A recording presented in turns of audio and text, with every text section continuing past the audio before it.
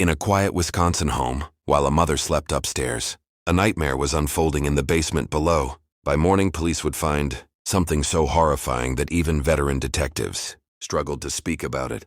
A young man was dead, and his killer showed no remorse. Her name was Taylor Schabusiness. This was not a crime of passion, not an accident. It was a case involving drugs, violence, and acts so extreme they shocked the entire nation. Tonight, we uncover the true story behind one of the most disturbing murders in modern American history. How a night of meth use turned into unimaginable brutality, and why the justice system would later decide that Taylor Schabusiness should never walk free again. In February 2022, a brutal and disturbing crime stunned the quiet city of Green Bay, Wisconsin. The case involved extreme violence, drug abuse, and a level of brutality that left investigators, the public, and even courtroom officials deeply shaken. At the center of this horrifying crime was a young woman named Taylor Denise Schabusiness, whose actions would later be described as one of the most disturbing murders in Wisconsin's recent history. Taylor Schabusiness was born in 1998 and grew up in Wisconsin. By her early 20s, she had already developed a troubled reputation. Court records and later trial testimony revealed a long history of drug addiction, particularly to methamphetamine, along with repeated encounters with law enforcement. Friends and family members would later describe her as someone whose behavior drastically changed when she was under the influence of drugs. The victim in this case was Shad Thyrion, a 24-year-old man from Green Bay. Shad was known by friends as kind and soft-spoken. He had his own struggles, but nothing in his life suggested the violent end that awaited him. Taylor and Shad knew each other prior to the crime, and on the night of February 21, 2022, the two met at Shad's mother's house. According to police investigations, Taylor and Shad consumed a large amount of methamphetamine together that night. What began as drug use and consensual sexual activity quickly spiraled into something far darker. Taylor later admitted to police that she strangled Shad during sex. However, the level of violence went far beyond accidental or impulsive harm. Medical examiners later confirmed that Shad died from asphyxiation due to strangulation, but his death was only the beginning of the horror. After killing him, Taylor Schabusiness carried out acts so extreme that seasoned investigators struggled to describe them. The crime scene inside the house showed signs of prolonged violence, blood, and disturbing post-mortem mutilation. The following morning on February 22, 2022, Shad's mother returned home and made a discovery that would haunt her forever. In the basement of the house, she found a severed human head placed inside a bucket. Horrified, she immediately called 911 police, rushed to the scene, and began piecing together what had happened. As officers searched the home, they discovered additional remains and evidence linking Taylor Schabusiness directly to the crime. Later that same day, Taylor was found by police in a nearby location. She showed no visible remorse and made chilling statements during her arrest and interrogation, further alarming investigators. This was not just a murder. It was a case involving extreme violence, drug-induced psychosis, and questions about mental health and criminal responsibility. As details emerged, the public demanded answers. Who was Taylor Schabusiness really? What led to such unimaginable brutality? And could this tragedy have been prevented?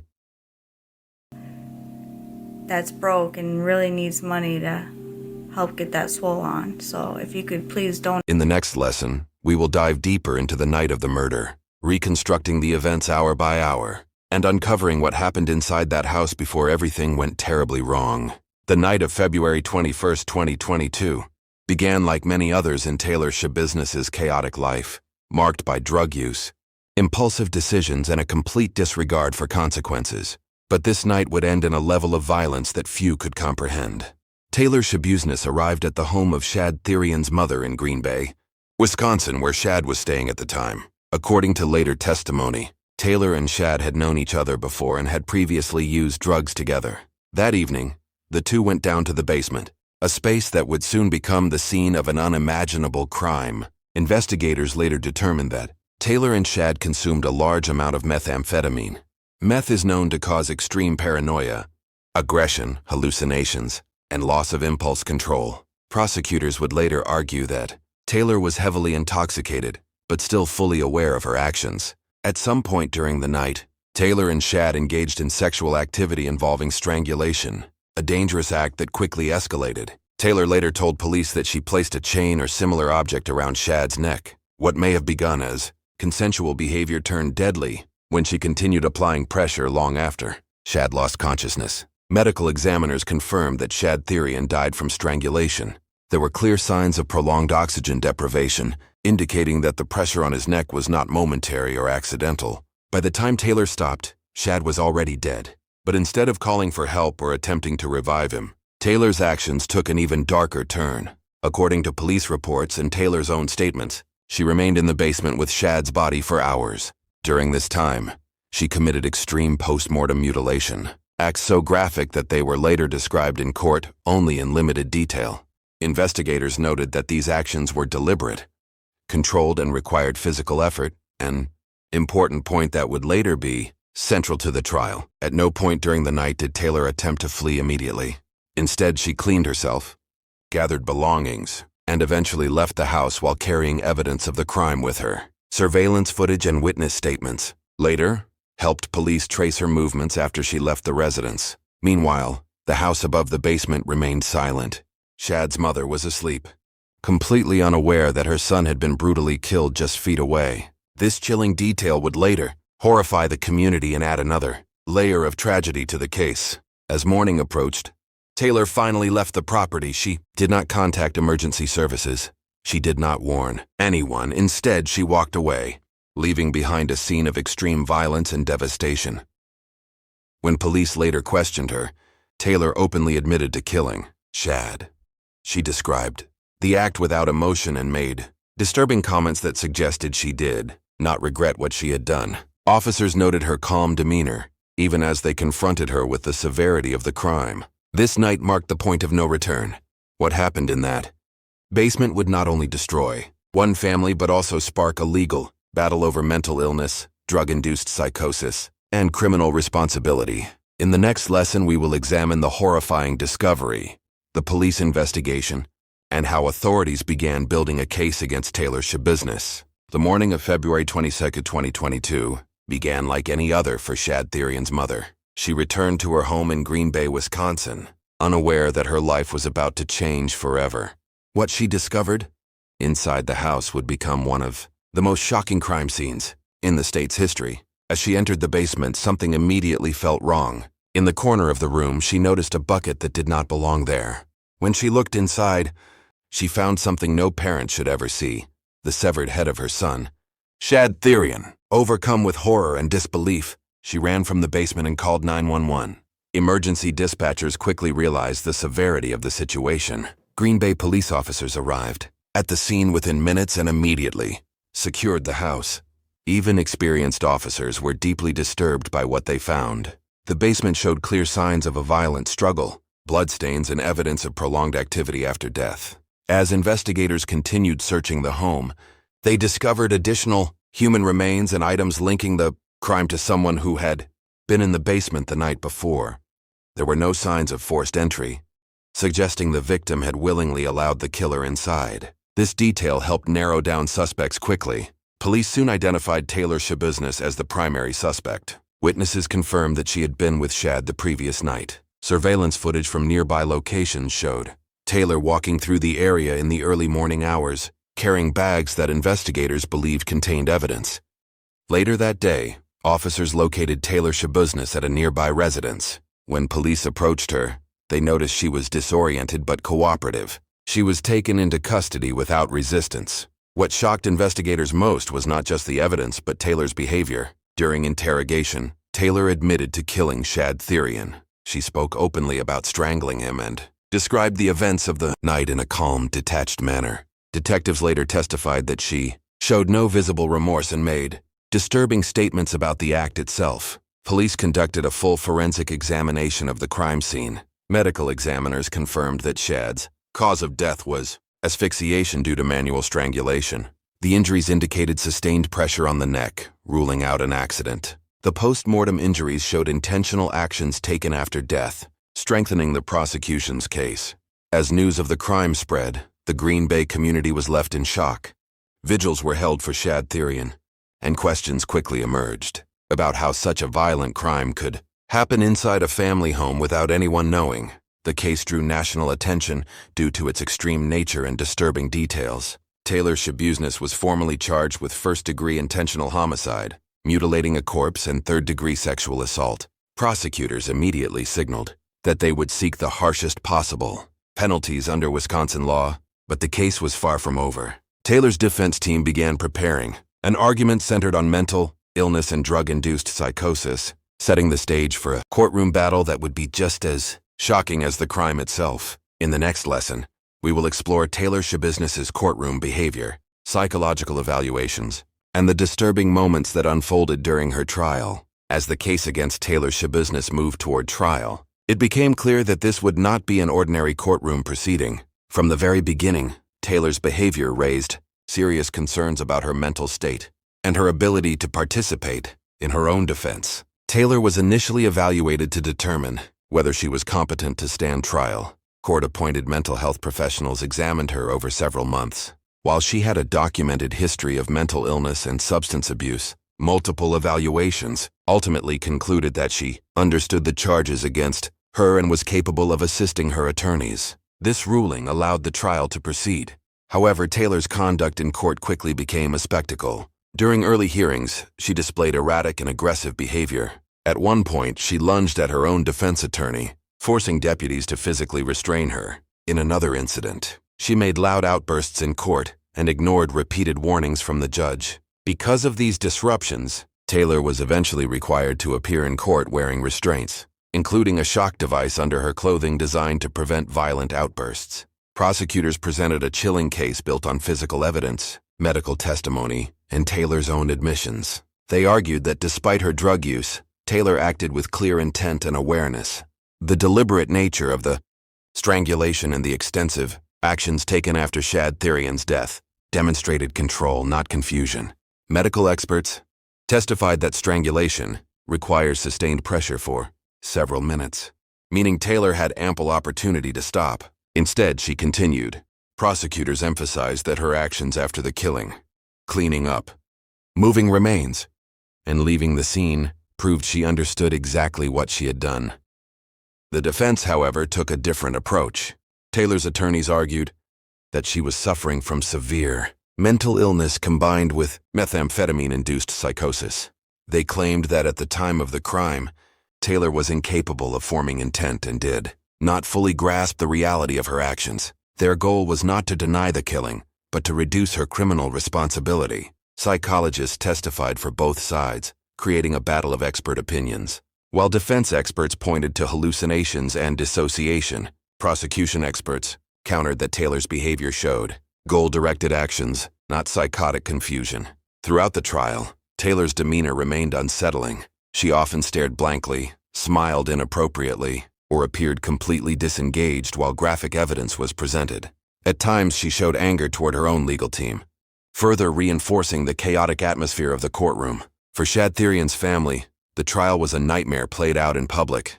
They were forced to hear painful details about his death while watching the person responsible behave with apparent indifference. Victim impact statements later described the trial as emotionally unbearable. As closing arguments approached, the jury was left with one central question. Was Taylor Schabusiness legally insane at the time of the crime or fully responsible for one of the most brutal murders Wisconsin had ever seen? In the next lesson, we will reveal the verdict, the sentencing, and the consequences Taylor Schabusiness ultimately faced for her actions. After weeks of disturbing testimony, graphic evidence, and intense legal arguments, the fate of Taylor Schabusiness rested in the hands of a Wisconsin jury. The courtroom was silent as jurors prepared to deliver a verdict in a case that had already left a permanent scar on the community. On July 26, 2023, the jury reached its decision. Taylor Schabusiness was found guilty on all counts. First-degree intentional homicide, mutilating a corpse, third-degree sexual assault. The verdict was swift and decisive. Jurors rejected the defense's argument that Taylor was legally insane at the time of the crime. While they acknowledged her history of mental illness and drug addiction, they ultimately agreed with prosecutors that Taylor knew exactly what she was doing and chose to do it anyway. Under Wisconsin law, a conviction for first-degree intentional homicide carries a mandatory sentence of life in prison. The only remaining question was whether Taylor would ever be eligible for parole. During the sentencing phase, prosecutors argued strongly against parole eligibility. They described Taylor's actions as calculated, sadistic, and among the most violent crimes the state had ever prosecuted. They emphasized not only the killing itself, but the extreme acts committed afterward, calling them beyond comprehension. Shad Thyrion's family addressed the court through emotional victim impact statements. His mother spoke about the unbearable pain of losing her son and the horror of discovering what had been done to him. She described sleepless nights, trauma, and a grief that would never fade. Family members asked the judge to ensure Taylor would never again walk free. When it was Taylor Schabusiness's turn to speak, the courtroom once again witnessed her unsettling demeanor. She showed little remorse and made statements that many found disturbing. Rather than expressing regret, she appeared detached, reinforcing the prosecution's argument that she posed a continued danger to society. The judge reviewed the evidence, the jury's findings, and Taylor's extensive criminal and behavioral history. He noted her repeated acts of violence, her inability to control her behavior even while incarcerated, and the extreme nature of the crime. Finally, the sentence was announced. Taylor Schabusiness was sentenced to life in prison, without the possibility of parole for the murder of Shad Thyrion. Additional sentences for mutilating a corpse and sexual assault were imposed consecutively, ensuring she would spend the rest of her life behind bars. The courtroom was filled with emotion, relief for some, grief for others. For Shad's family, the sentence brought justice, but not closure. Nothing could undo the horror they had endured. For the public, the verdict sent a clear message. Mental illness and drug use do not excuse extreme violence when intent and awareness are proven. In the final lesson, we will explore Taylor Schabusiness's life in prison, the broader impact of the case, and the haunting questions it leaves behind about drugs, mental health, and violence. With the sentencing of Taylor Schabusiness to life in prison without the possibility of parole, one of Wisconsin's most disturbing criminal cases officially came to an end.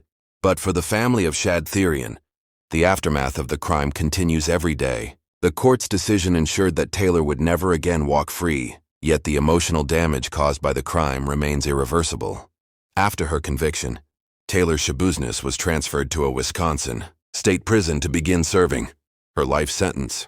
Even behind bars, her behavior continued to raise concerns. Correctional records and court references noted her history of aggression, non-compliance, and mental health struggles while in custody. These factors reinforced the judge's decision to deny parole eligibility, citing the ongoing risk she posed to others. Taylor's case reignited public debate over the intersection of drug addiction, mental illness, and violent crime. Methamphetamine, a central factor in this case, is known to severely alter judgment and impulse control. However, the court made it clear that intoxication alone does not remove criminal responsibility, especially when actions demonstrate planning, awareness, and control. Mental health advocates pointed out that Taylor had prior interactions with the justice system and treatment programs, raising difficult questions. Could earlier intervention have prevented this tragedy? Were warning signs missed? And how should the system balance compassion with public safety? The case also highlighted the dangers of consensual strangulation during sexual activity, a practice that can turn fatal in seconds. Medical experts repeatedly emphasized during the trial that any form of strangulation carries a high risk of brain injury or death, even when participants believe it is controlled. For the Green Bay community, the crime left a lasting scar. Vigils, memorials, and online tributes honored Shad Thyrion's life, shifting focus back to the victim rather than the perpetrator. Friends described Shad as someone who struggled but did not deserve the horrific end he suffered. His death became a reminder of how quickly substance abuse and violence can destroy lives. From a legal standpoint, the Schabusiness case became a reference point in Wisconsin for how courts handle insanity defenses, especially in cases involving voluntary drug use. The jury's rejection of Taylor's insanity plea reaffirmed a key legal principle. Mental illness must completely impair understanding of right and wrong to absolve responsibility, and that threshold is extremely high. Perhaps the most haunting aspect of this case is how ordinary its beginning was. Two people, known to each other, using drugs in a familiar setting.